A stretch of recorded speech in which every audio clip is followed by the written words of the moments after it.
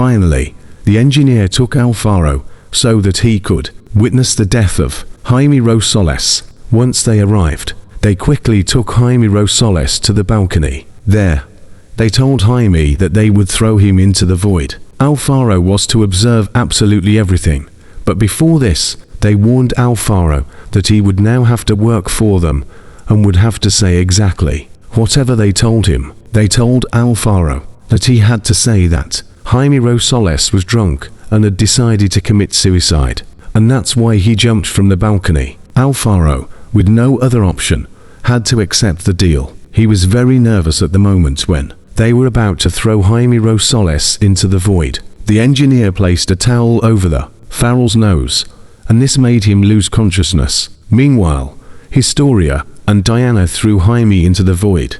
Once he fell, he was smashed like a smashed beating wall. Jaime's security men arrived quickly and called an ambulance. When the ambulance arrived, we could see Jaime Rosales move his arm. This means he may have survived, or perhaps it was a production error. They didn't edit out the parts where he moved his arm. But the most intriguing thing is that later, when the ambulance arrived, they took him away inside a black body bag, which indicates that he did indeed die. But they might use our movement in the future to bring him back to life. Again, the character of Jaime Rosales then arrived at this place. The police interrogated Alfaro, and he said exactly as the Casillas family and the engineer told him. Then Diana, the engineer and the others were celebrating with music, all drums and drinking. But at that precise moment, Ismail arrived, who got very angry with her because, according to him, he hadn't ordered her to kill Jaime. Diana Rosales told him that nobody gives her orders, and that what she did was settling a score for the death of her sister and her mother. Diana rubbed it in his face that she had also loved him, since they had been lovers in the past, which angered Ismail greatly, and he told Diana that nobody would tell him what to do. For this reason, he grabbed the radio on the shelf, listening to music, and smashed it on the floor, and he told Diana that he was the one in charge there.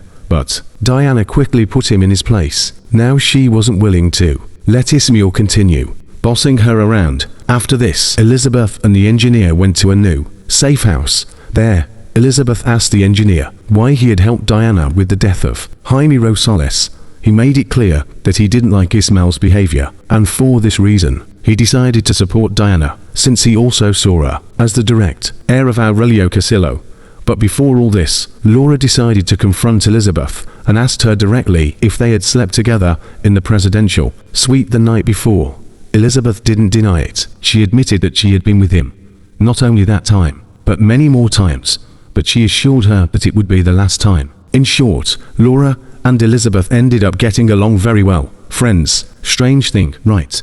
Then Tiberio's partner arrived at the prison, where he was being held, and she delivered an order for him to be released. The police officer in charge of Tiberio's custody didn't want to believe it.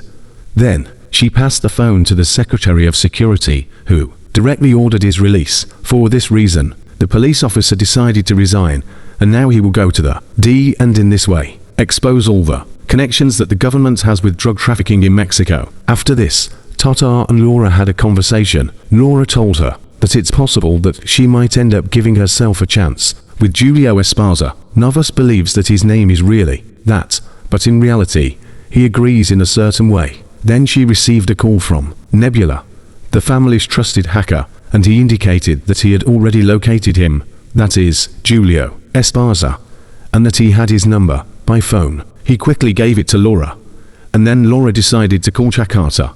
But this Monday in episode 35 of Aunt Casillas' show, Laura will tell Jakarta that she wants to go on a date with. He will agree, although very suspicious, since he believes that perhaps Ismail has already found out, and what he wants is to set him up with Laura. Then Laura will have a conversation with Ismail, and she will tell him everything she has talked about with Elizabeth, and there she will demand that he give her custody of their daughter, the holy thing with which evidently Ismail will not agree. For his part, Diana will tell Horacio that she no longer wants to be Ismail's employee.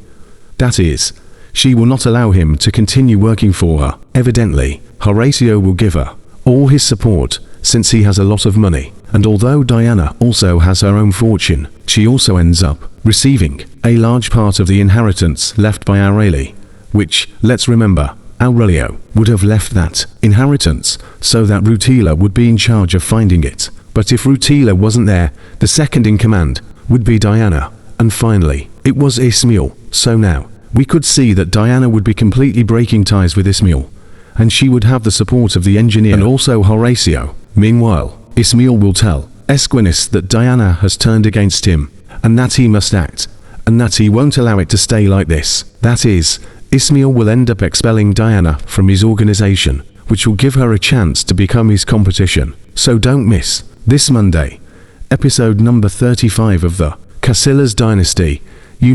As always, leave us a like, comments, and share the video.